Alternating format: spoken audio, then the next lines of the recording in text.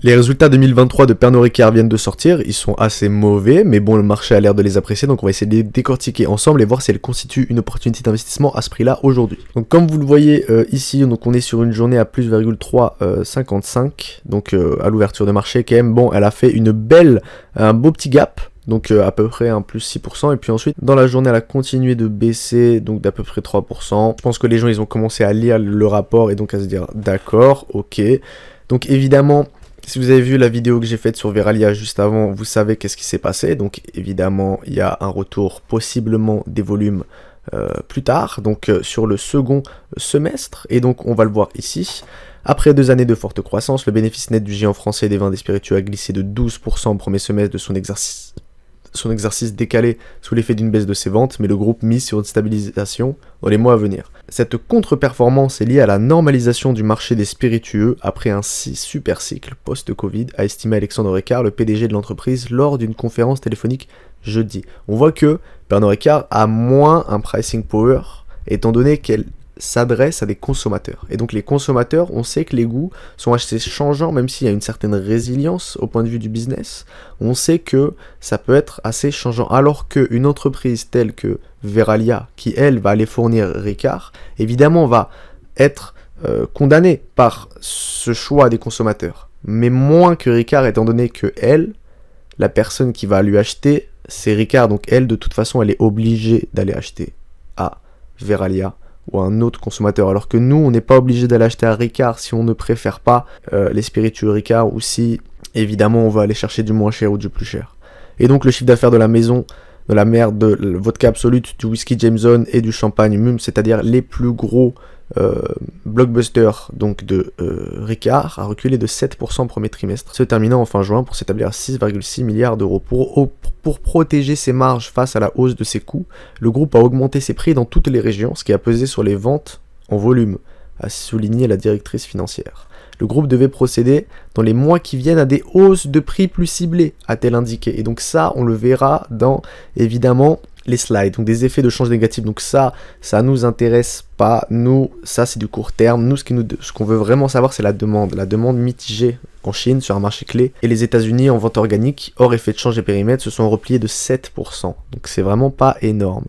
En Inde, on voit que la demande reste solide pour les spiritueux et permet d'afficher un chiffre d'affaires dans le pays en augmentation de 4%. Et en Europe hors Russie, on progressait de 1%, une forte croissance en Europe centrale et en Europe de l'Est. Et donc moins dynamique en France, au Royaume-Uni, a souligné l'entreprise, et donc dans les aéroports, etc. Donc on voit à peu près tous les segments du business, et pourtant l'action est en hausse parce que le groupe a revu ses ambitions à la baisse pour son exercice en cours. Il s'attend désormais à une stabilisation du chiffre d'affaires hors effet de change et de périmètre, alors qu'il prévoyait en octobre une croissance diversifiée.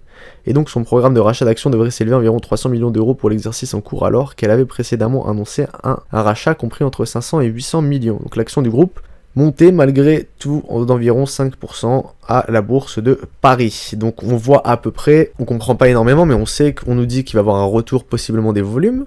Après cet effet déstockage qui avait eu lieu donc à peu près en fait début 2023, étant donné que tout le monde s'attendait à ce que 2023 soit une année extrêmement mauvaise, ce qui n'a finalement pas été le cas, ou en tout cas pas forcément été le cas partout. Et donc on nous dit à peu près le repli des résultats de cette année n'entame pas les perspectives de Pernod Ricard, un groupe diversifié capable de délivrer une croissance des bénéfices par action de l'ordre de 7 à 8% sur le long terme, avancent d'ailleurs les analystes Dodo. Et donc maintenant on va pouvoir essayer de la comprendre nous-mêmes et de voir si aujourd'hui, oui ou non, est-ce que Pernod Ricard est intéressant ou pas. En tout cas, est-ce que en termes de aujourd'hui, qu'est-ce que vous comptez faire sur Ricard? Qu'est-ce que vous jouez si aujourd'hui vous achetez l'entreprise à 160 € par action?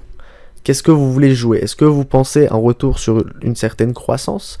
Est-ce que vous pensez un retour à simplement un PER normatif sans croissance, même si 18% c'est un certain rendement, qu'on se le dit, 18% c'est à peu près 6% de rendement. Quelque chose comme ça, à peu près 6%, peut-être un petit peu moins même. Donc est-ce que Pernod Ricard aujourd'hui est capable de vous délivrer 6% de rendement? On va déjà essayer de le comprendre en rendement de dividende, on a 3% qui est assez safe, évidemment. Maintenant, nous, on sait que Pernod Ricard, c'est une entreprise qui a les tendances à faire de la croissance par acquisition. Si on verse un dividende qu'on continue à augmenter, est-ce qu'on va pouvoir continuer à faire des acquisitions? Peut-être pas. Ça, c'est une question qu'il faut déjà aller poser au management. Pourquoi est-ce qu'on continue d'augmenter un dividende alors que notre croissance est uniquement externe? Comment est-ce qu'on peut continuer de faire un 7 à 8% si on n'arrive pas à pouvoir concrétiser des achats, des OPA, alors qu'on va devoir émettre des actions ou de la dette. Surtout de la dette en tout cas pour ce genre d'entreprise. On veut essayer de pas trop spoiler nos actionnaires pour pas qu'ils partent. Et à ce moment-là, on est sur une entreprise qui du coup baisse. Et là, elle est descendue à un 16 de PER à un moment. Là, elle est remontée. Elle a comblé ses gaps. Mais là, elle se stabilise à peu près à ce niveau-là. Donc sur un support. Elle est à peu près à 160. On voit en tout cas ce que ça donne. Maintenant, est-ce que cette entreprise n'a pas possibilité de rester sur ce support pendant très longtemps? Si elle peut très bien faire comme ça pendant extrêmement longtemps. Pourquoi? Parce que on n'a pas de retour. On n'a pas de croissance, on n'a pas de bonnes nouvelles, on a un retour normatif, mais ça ne veut rien dire, quoi. C'est un atterrissage en douceur, on pourrait dire. Donc en fait, évidemment, le PER ne va pas revenir sur ses plus hauts. Et donc, aujourd'hui, peut-être que Pernod Ricard à 160, peut-être que sur le long terme, ça sera un bon point d'entrée, mais est-ce que vous voulez vraiment vous empêcher d'aller trouver les meilleures opportunités autre part? Si aujourd'hui, vous prenez Pernod Ricard, vous pensez déjà la garder sur au moins... On est en début 2024. Vous pensez au moins la garder pendant 3 à 4 ans, sachant qu'elle ne va possiblement rien faire pendant au moins 2 à 3 ans. Donc c'est déjà une question qu'il faut aller se poser. Donc là, on voit à peu près, là, on continue à nous citer la fin post-Covid du cycle.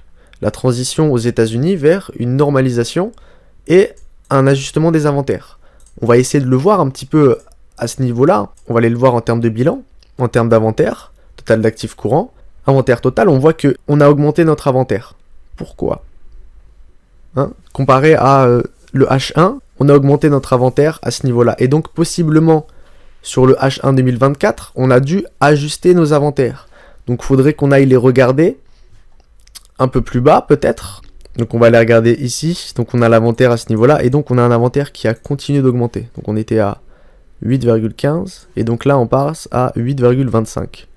Donc on a un inventaire qui continue d'augmenter, c'est-à-dire que même si on a assez peu racheté, on n'a pas réussi à vendre énormément de notre inventaire.